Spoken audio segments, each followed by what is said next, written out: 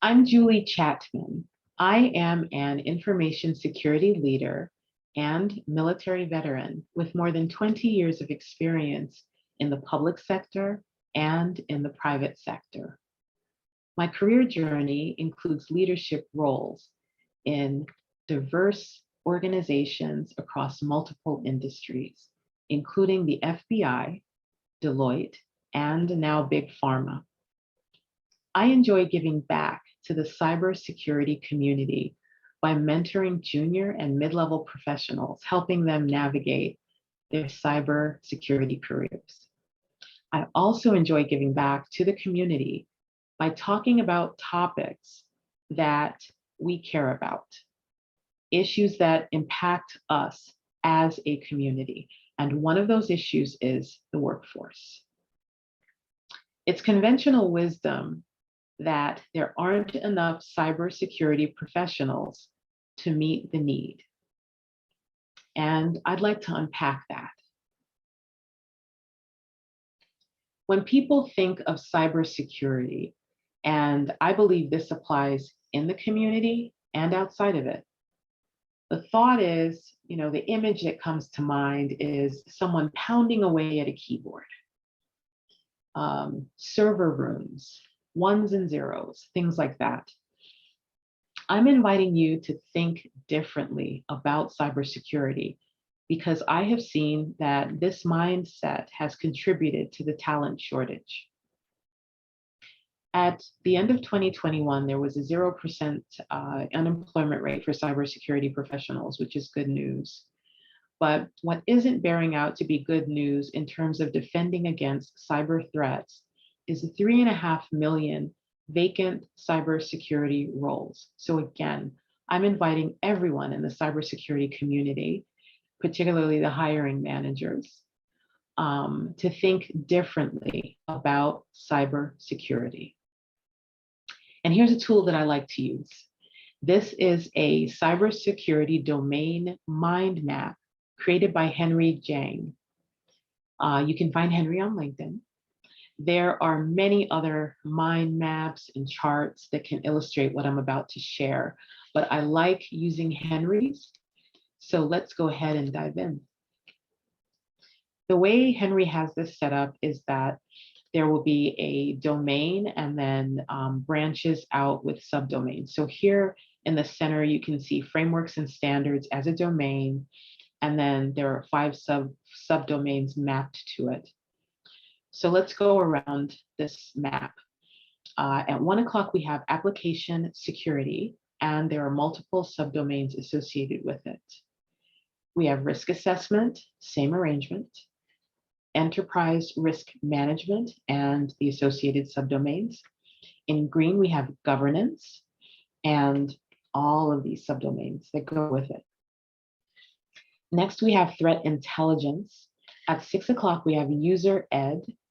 In yellow here, we have incident response and all of these subdomains.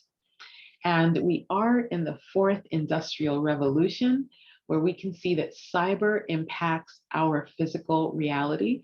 So we have IoT security connected to physical security. This is a very exciting domain set in cybersecurity.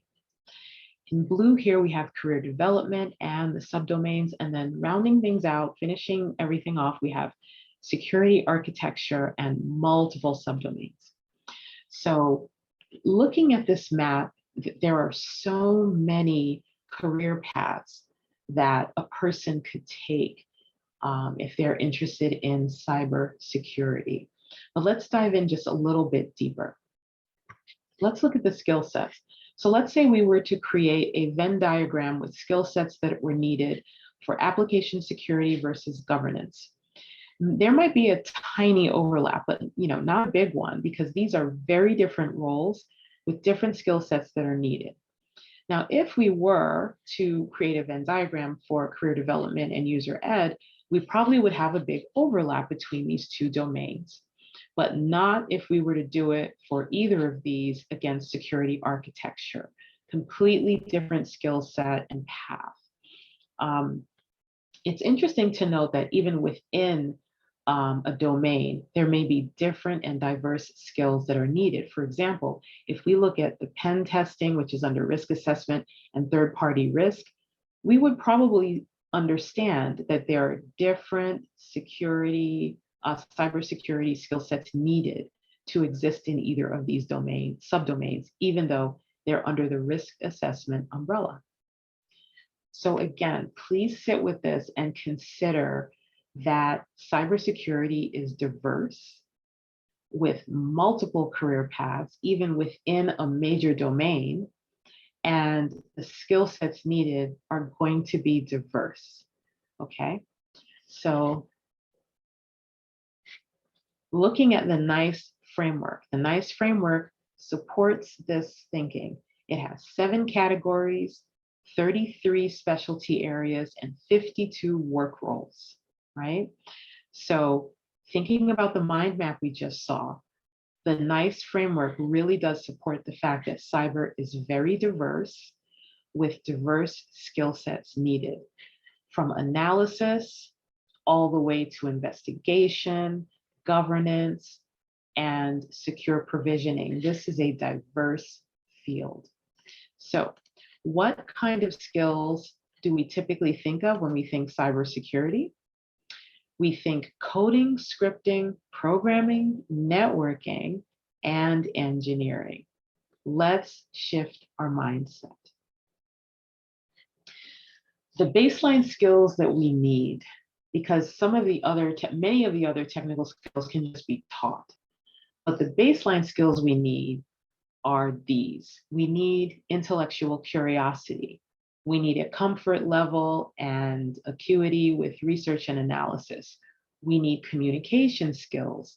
We need an understanding of frameworks and how they add value in any given domain or work stream. We need organization skills, attention to detail, definitely need that customer service mindset, and we need strategic and design thinking as well as problem solving, okay? Again, the coding and scripting and the other skills can be taught. If someone has a couple of these skills, they're probably eligible for a career in cybersecurity. Where can we find these folks? So the answers may be surprising. If you are part of a large organization, you probably have an auditing department. If you ever hear any of the auditors express curiosity towards cybersecurity, try to convert them. They would be a great addition to the community. They're going to have an understanding of frameworks. They're most likely going to be organized. And much to the dismay of many people who have survived an audit or maybe didn't survive one, auditors have a high attention to detail. They would make a great addition to the community. Same with finance folks. Now let's look at actuaries. Now these are the people that translate risk into dollar amounts for insurance companies. Imagine an actuary putting that brain power to use, translating cyber risk into a dollar figure. And then you could then take that information and talk to the executives that approve or disapprove your budget requests. You'd finally be speaking the same language and you may be able to make some headway. I have seen writers pivot into great careers as cybersecurity policy professionals, and teachers as well. Teachers can easily pivot into user education and career development for cybersecurity. I've personally worked with multiple ex-law enforcement officers in my cybersecurity career journey. They have excellent skill sets that translate very easily into multiple domains, from the highly technical to the non-technical. The next two will surprise you. It will be firefighters and EMTs. And I can speak on this because I volunteered as a firefighter EMT for 2 years in my community. And I can tell you that both of these career groups make risk assessments and risk-based decisions on each fire call or emergency call. They're doing math in their head. They're making decisions under extremely stressful circumstances. Imagine firefighters and EMTs giving that brain power, applying that brain power to fighting cyber threat actors. That would be pretty incredible to see. So basically, finding cyber talent, we probably want to approach this in a very different way than we have been because the skill sets are out there. We just have to get these people in and get them to decide which career path they want to choose, and then get them caught up to speed, educated, and certified in those career paths. I'd love to know what you think about what I shared. Please comment directly to this video or drop me a line at juliechatman@gmail.com. Thank you so much for watching.